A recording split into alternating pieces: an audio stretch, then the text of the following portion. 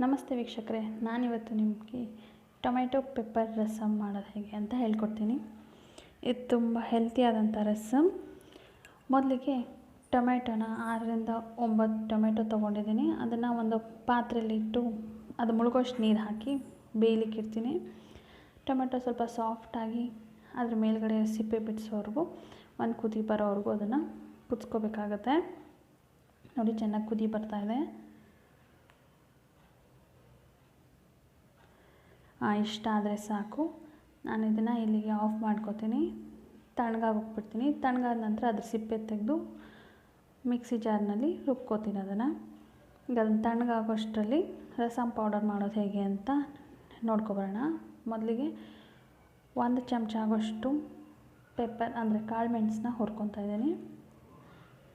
Next ಅದೇ same ಅಳತೆಯಲ್ಲಿ 1 ಚಮಚ ಆಗೋಷ್ಟು ಜೀರಿಗೆ, ಅದನ್ನು ಚೆನ್ನಾಗಿ ಡ್ರೈ ರೋಸ್ಟ್ ಮಾಡ್ಕೊತಾ ಇದ್ದೀನಿ. ಅದೇ ಸೇಮ್ ಅಳತೆಯಲ್ಲಿ ಒಂದು ಚಮಚ ಆಗೋಷ್ಟು ಉದ್ದಿನಬೇಳೆ, ಅದನ್ನು ಚೆನ್ನಾಗಿ ಕೆಂಪು ಬಣ್ಣ ಬರೋವರೆಗೂ ಹುರ್ಕೋಬೇಕು. ಚೆನ್ನಾಗಿ ಹುರ್ಕೊಳ್ಳಿ.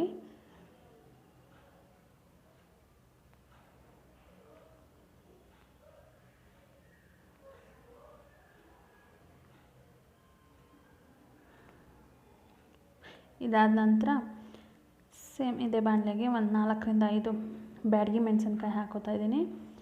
ಅದ್ರ ಜೊತೆಗೇ ನಾನು ಹಿಂಗೆ ಹಾಕೋತಾ ಇದ್ದೀನಿ ಸ್ವಲ್ಪ. ಇದು ಗಟ್ಟಿ ಹಿಂಗು, ನಿಮ್ಗೆ ಕಾಣಿಸ್ತಾ ಇರ್ಬೋದು, ಅದು ಗಟ್ಟಿ ಹಿಂಗೆ ಹಾಕ್ಕೊಂಡಿದ್ದೀನಿ. ನಿಮ್ಮ ಹತ್ರ ಪೌಡ್ರ್ ಹಿಂಗಿದ್ರೆ ಒಂದು 1/4 ಸ್ಪೂನಷ್ಟು ಪೌಡರ್ ಹಿಂಗೆ ಹಾಕ್ಕೊಳ್ಳಿ.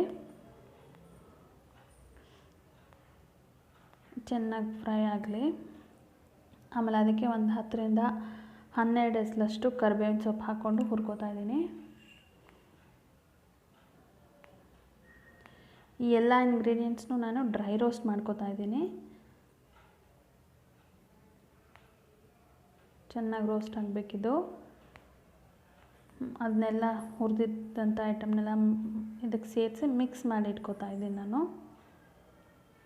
ನೋಡಿ, ಚೆನ್ನಾಗಿ ಮಿಕ್ಸ್ ಆಗಿದೆ. ಇದು ತಣ್ಣಗಾದ ನಂತರ ಇದನ್ನು ಒಂದು ಮಿಕ್ಸಿ ಜಾರ್ಗೆ ಹಾಕಿ ನುಣ್ಣಗೆ ಪುಡಿ ಮಾಡಿ ಇಟ್ಕೋತೀನಿ. ನೋಡಿ, ಇದು ನುಣ್ಣಗೆ ಪುಡಿ ಆಗಿದೆ. ನೆಕ್ಸ್ಟು ನಾನು ಮೊದಲು ಟೊಮೆಟೊ ಬೇಯಿಸಿಟ್ಟಿದ್ನಲ್ಲ, ಅದನ್ನು ಸಿಪ್ಪೆ ತೆಗೆದು ಒಂದು ಮಿಕ್ಸಿ ಜಾರ್ಗೆ ಹಾಕ್ಕೊಂಡಿದ್ದೀನಿ. ಇದನ್ನು ಚೆನ್ನಾಗಿ ನುಣ್ಣಗೆ ರುಬ್ಕೋತಾ ಇದ್ದೀನಿ. ನೋಡಿ, ನುಣ್ಣಗೆ ರುಬ್ಕೊಂಡಿದ್ದೀನಿ. ಈ ರುಬ್ಬಿದಂಥ ಮಿಶ್ರಣನ ತೊಗೊಂಡು ಒಂದು ಪಾತ್ರೆಗೆ ಹಾಕೋತೀನಿ.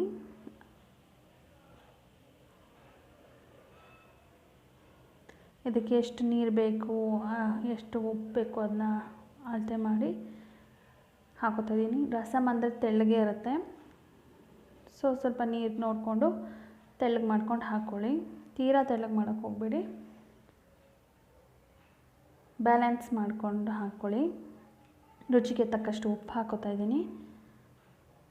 ಆಮೇಲೆ ಮಾಡಿಟ್ಟಿದ್ದಂಥ ರಸಮ್ ಪೌಡರ್ ಏನಿದೆ ಅದನ್ನು 2 ಚಮಚ ಆಗೋಷ್ಟು ಹಾಕೋತಾ ಇದ್ದೀನಿ. ಇದಕ್ಕೆ ನಾನು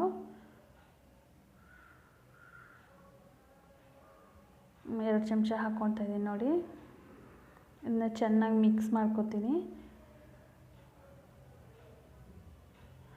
ಚೆನ್ನಾಗಿ ಮಿಕ್ಸ್ ಮಾಡಿ ಅದನ್ನು ಒಂದು ಕುದಿ ಚೆನ್ನಾಗಿ ಬರೋಕ್ಕೆ ಬಿಡ್ತಾಯಿದ್ದೀನಿ.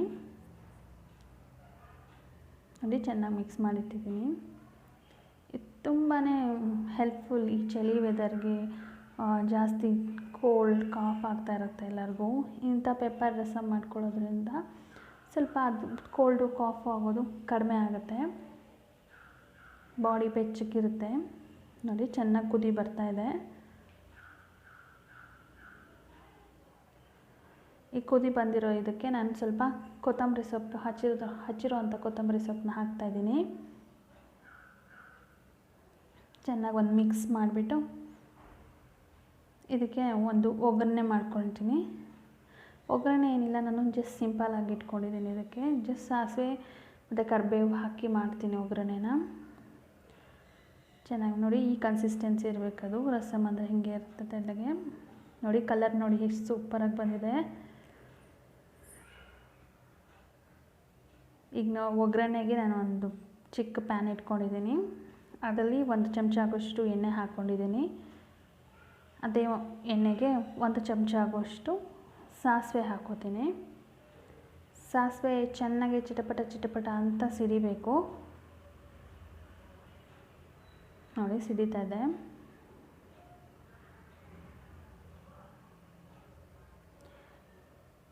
ಇದಕ್ಕೆ ಒಂದು ಸ್ವಲ್ಪ ಕರಿಬೇವು ಹಾಕೋತಾ ಇದ್ದೀನಿ, ಒಂದು 10ರಿಂದ 12 ಎಸಳು.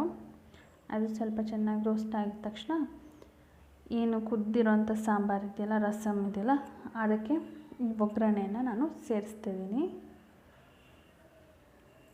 ಈ ಒಗ್ಗರಣೆ ಸೇರಿಸಿದ ತಕ್ಷಣ ಟೊಮ್ಯಾಟೊ ಪೆಪ್ಪರ್ ರಸಮ್ ರೆಡಿಯಾಗಿರುತ್ತೆ. ಘಮ ಘಮ ಅಂತ ಇರೋ ರುಚಿ ಕಟ್ಟಾಗಿರೋಂಥ ಹೆಲ್ತಿಯಾಗಿರೋಂಥ ಟೊಮೆಟೊ ಪೆಪ್ಪರ್ ರಸಮ್ ರೆಡಿಯಾಗಿದೆ. ನೀವು ಒಂದು ಸತಿ ಮಾಡಿ ಟ್ರೈ ಮಾಡಿ ತಿನ್ನಿ. ಹಾಗೆ ನನ್ನ ಚಾನಲ್ನ ಸಬ್ಸ್ಕ್ರೈಬ್ ಮಾಡಿ. ರೆಸಿಪಿ ಇಷ್ಟ ಆದರೆ ಲೈಕ್ ಮಾಡಿ. ಬಾಯ್.